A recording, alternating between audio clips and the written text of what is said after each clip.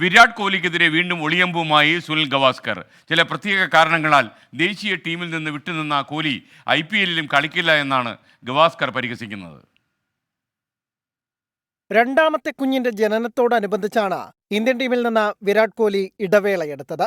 ഇംഗ്ലണ്ടിനെതിരായ പരമ്പരയിലെ 3-ാം ടെസ്റ്റിൽ കോഹ്ലി തിരിച്ചെത്തുമെന്നായിരുന്നു റിപ്പോർട്ടുകളെങ്കിലും പിന്നീട് താരം പൂർണ്ണമായും പിന്മാറിയെന്ന് BCCI അറിയിച്ചു.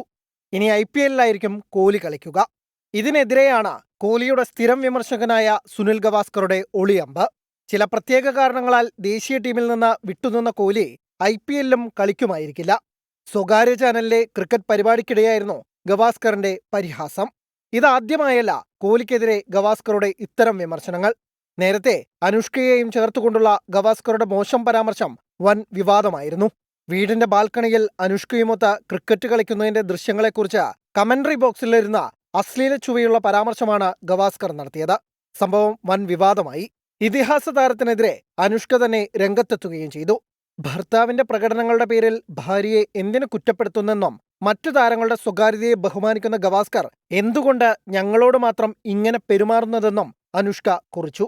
ഇതോടെ അനുഷ്കയെ പിന്തുണച്ചും ഗവാസ്കറെ വിമർശിച്ചും നിരവധി പേരാണ് അന്ന് രംഗത്തെത്തിയത്. ഗവാസ്കറുടെ ഇപ്പോഴത്തെ പ്രസ്താവനയ്ക്കെതിരെയും സമൂഹമാധ്യമങ്ങളിൽ വിമർശനം ഉയരുകയാണ്. Sports desk 24.